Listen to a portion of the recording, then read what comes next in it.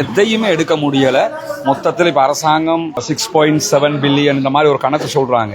ஆனா உண்மையிலே இந்த கணக்கெல்லாம் பார்த்தா கட்டுக்கடங்காத ஒரு அழிவு ஒண்ணு உருவாகி இருக்கிறத நம்ம பார்க்க முடியும். அல்லாஹ் இவங்களுக்கு பெரிய ஒரு மன நிம்மதியை கொடுக்கணும். ஏன்னா இது ஒரு அரசாங்கமாக இதை முடிக்க இயலாதுங்கிறது தெளிவா தெரியுது.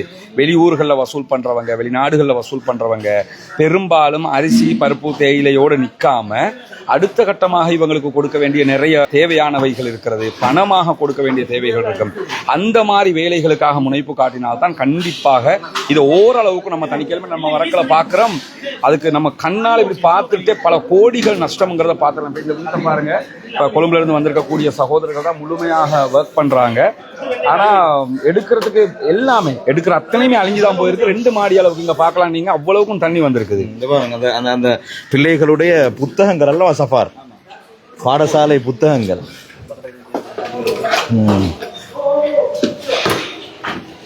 இந்த வீடுகளை பார்ப்போமாக இருந்தாலும் கூட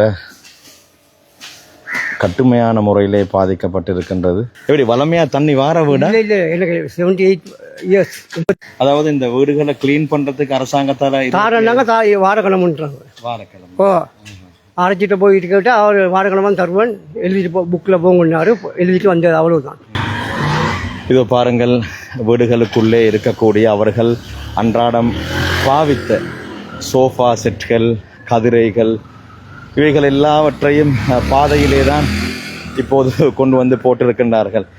இந்த வெள்ளம் நிறைவடைந்ததற்கு பின்னால் சுகாதார பிரச்சினை, இந்த குப்பைகளை எங்கே அள்ளி கொட்டப் போகிறார்கள், இப்படி எத்தனை விடயங்களை தான் சிந்திப்பது என்று தெரியாமல் இந்த மக்கள் மனதளவிலே கடுமையாக பாதிக்கப்பட்டிருக்கின்றார்கள். யார் யாரெல்லாம் இந்த இயற்கை அனர்த்தத்தால் பாதிக்கப்படவில்லையோ அல்லது குறைந்த பாதிப்புகளுக்கு உள்ளானீர்களோ, உங்களுக்கு மிகப்பெரிய கடப்பாடு இருக்கின்றது.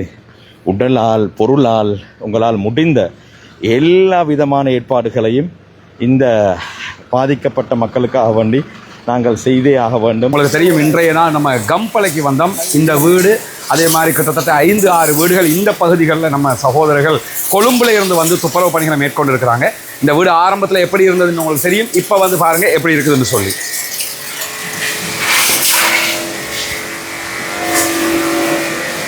முழுவதுமாக துப்புரவு செய்யப்பட்டிருக்குது. குறிப்பாக இந்த இடங்கள் எல்லாமே ப்ரெஷர் கன்னால நம்ம யூஸ் பண்றதுனால நிறைய குப்பைகள் எல்லாம் அகற்றப்பட்டிருக்கிறத நீங்க பார்க்கலாம். நம்ம உள்ள வரும்போது இந்த வீடு முழுவதுமாக அவங்களுடைய பொருட்களோட சேர்த்து வெள்ளம் தண்ணீர் உள்ள புகுந்து நாசமா போய் மொத்தமாக வெள்ளக்காடாக இருந்த காட்சியை நீங்க பார்த்துருப்பீங்க. இப்போ அல்ஹம்துலில்லாஹ் மொத்தமாக நம்ம சகோதரர்கள் துப்புரவு பண்ணியிருக்கிறாங்க. இந்த ப்ரெஷர் கன்னை கொண்டு தான் நிறைய ஒர்க் பண்றாங்க. இந்த ப்ரெஷர் கன் ஒன்று மட்டுமே 19,500 ரூபா. இன்னைக்கு கம்பளைக்கு 10 கன்னோட வந்து நம்ம ஒர்க் பண்றோம். அந்த கன் எல்லாமே கம்பள சகோதரர்களுக்கு தொடர்ந்து ஒர்க் பண்றதுக்காக கொடுத்துட்டு போறோம். அடுத்ததாக வெள்ளம்பிட்டியில இதே மாதிரி துப்புரவு பணி வேலைகள் இருக்கிறது. அதற்கும் இந்த மாதிரி ப்ரெஷர் கன் வாங்க வேண்டிய தேவை இருக்கிறது. அதுக்கு தேவையான கெமிக்கல்ஸ் மற்ற பொருட்களை வாங்க வேண்டிய தேவை இருக்குது. வேலைக்கு வருகிற இளைஞர்களை அவர்களை உபசரிக்கிற காரியங்கள் எல்லாம் இருக்கிறது. இதற்காக உதவ விரும்புகிற சகோதரர்கள், உங்களால் உடலால் உதவ விரும்புகிற சகோதரர்கள் இலங்கையில் எப்பாகத்தில் இருந்தாலும் எங்களை தொடர்பு கொள்ள முன்னால் இருக்கக்கூடிய நம்பருக்கு தொடர்பு கொண்டு நீங்களும் இந்த துப்புரவு பணியில் இணைந்து கொள்ள முடியும். ஒரு வாட்ஸ்அப்பில் நீங்கள் எந்த ஊர் எத்தனை மணிக்கு வர்றீங்கிறத மாத்திரம் தொடர்பு கொண்டு நீங்கள் அறிவிக்க முடியும். அதே நேரத்தில் இந்த துப்புரவு பணிகளுக்கு மேலதிகமான வெள்ள நிவாரண பணிகளுக்கு உதவ விரும்புகிறவர்கள் முன்னால் தெரிகிற என்னுடைய தொலைபேசி இலக்கத்திற்கு வாட்ஸ்அப் மூலமாக தொலைபேசி ஊடாக தொடர்பு கொள்ள முடியும். அதே நேரத்தில் முன்னால் காட்சிப்படுத்தப்படுகிற நம்முடைய ஹியூமனிஸ்ட் பீப்புள் ஆர்கனைசேஷனுடைய வங்கி கணக்கலக்கத்திற்கு உங்களால் முடிந்த உதவிகளை வாரி வழங்குங்கள் என்றும் கேட்டுக்கொள்கிறோம்.